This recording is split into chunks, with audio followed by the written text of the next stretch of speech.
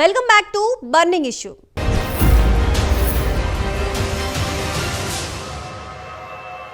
తెలంగాణలో సెటిలర్స్ ఎటువైపు మొగ్గు చూపారు? బీఆర్ఎస్ వైపే ఉన్నారా? కాంగ్రెస్ ని ఎందుకు ఆదరించలేదు? టీడీపీ సానుభూతి పరులు సైతం కాంగ్రెస్ కి ఓటు వేయలేదా? కాంగ్రెస్ గెలుపుపై టీడీపీ ఎందుకు సంబరాలు చేసుకుంటోంది?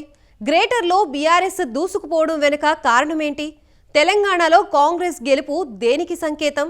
Let's watch the story.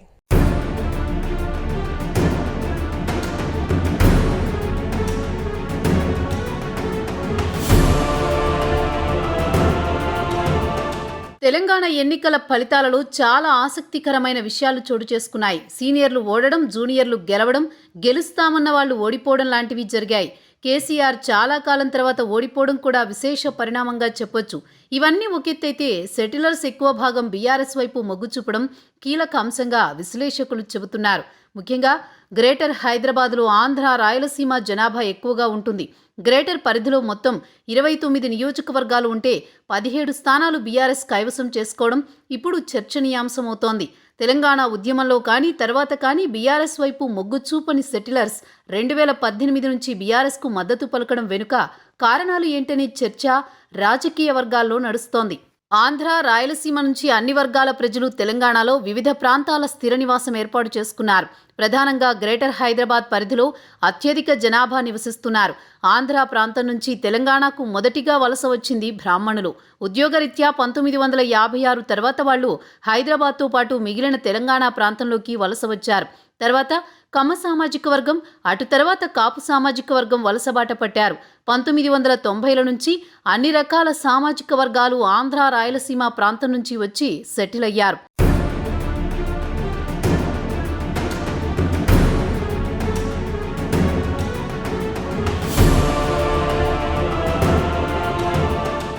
విభజన తర్వాత నాటి టీఆర్ఎస్ పార్టీపై సెటిలర్స్ అంతగా ఆసక్తి చూపలేదు.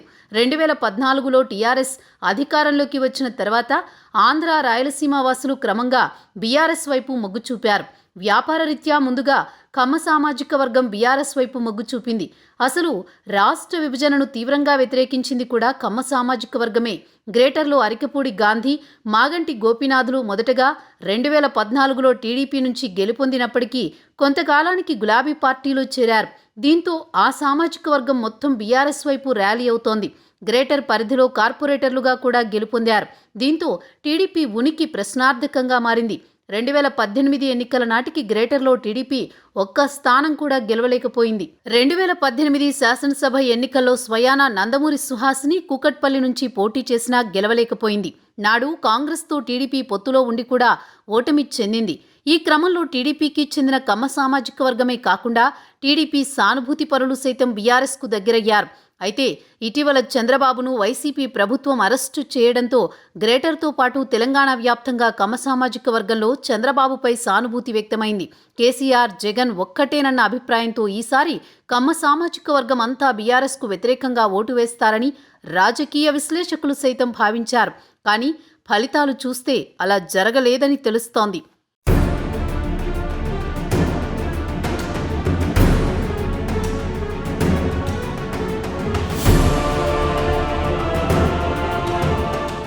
ఖమ్మం జిల్లాలో మాత్రం కమ్మ సామాజిక వర్గం కాంగ్రెస్ పార్టీతో ర్యాలీ అయినట్టు తెలుస్తోంది.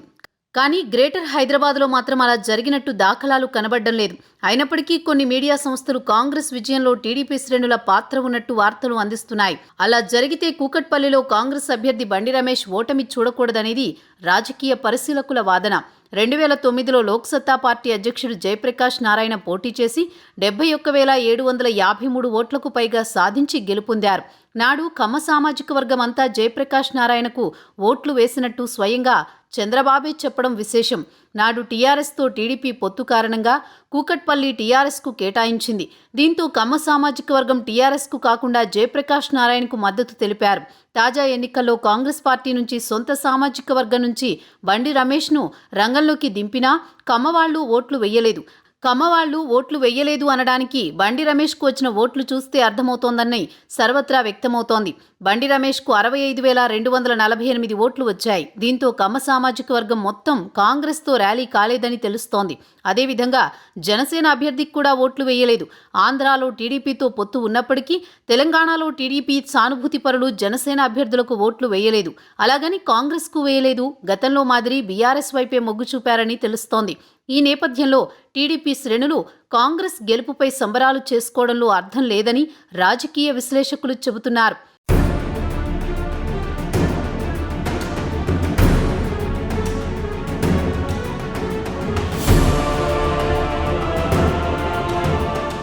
మరోవైపు సెటిలర్స్లో కమ్మ సామాజిక వర్గం తర్వాత చెప్పుకోదగ్గ సామాజిక వర్గం కాపు.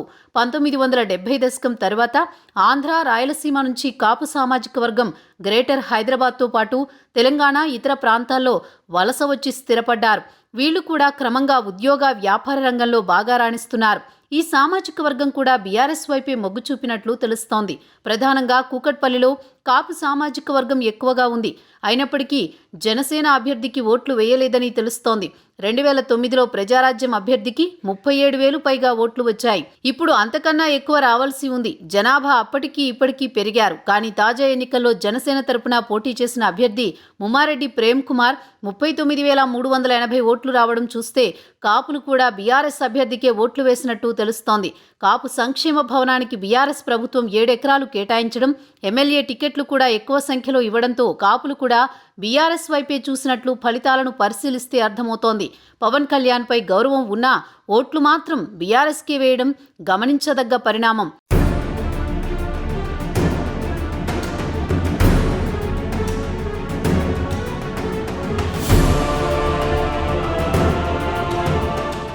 అదేవిధంగా సెటిలర్స్లో రెడ్డి సామాజిక వర్గం కూడా బీఆర్ఎస్కే ఓట్లు వేసినట్టు తెలుస్తోంది. కాంగ్రెస్ పార్టీ జగన్ని పెట్టిన ఇబ్బందులతో రెడ్డి సామాజిక వర్గం కాంగ్రెస్కు వ్యతిరేకంగా బీఆర్ఎస్ వైపు మొగ్గు చూపింది.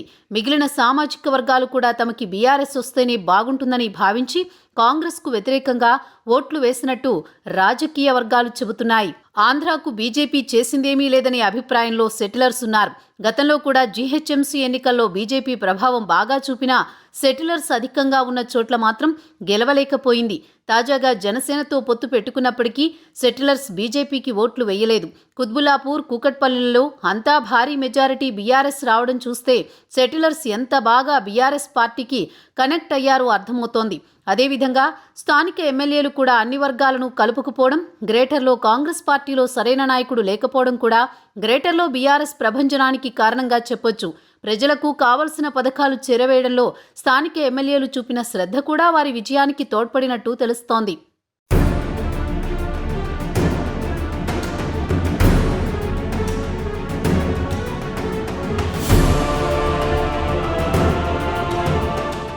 మారిన రాజకీయ సమీకరణాలు, స్థానిక బీఆర్ఎస్ కార్పొరేటర్లు ప్రజలకి అందుబాటులో ఉండడం, బీజేపీ పట్ల ఆంధ్ర సెటిలర్స్లో సరైన అవగాహన లేకపోవడం, సామాజిక వర్గాల వారిగా స్థానిక ఎమ్మెల్యేలు సహాయం చేయడం లాంటివి తెలంగాణలో బీఆర్ఎస్ సెటిలర్స్ ఎక్కువగా ఉన్న ప్రాంతాల్లో విజయం సాధించడానికి కారణాలుగా రాజకీయ విశ్లేషకులు చెబుతున్నారు.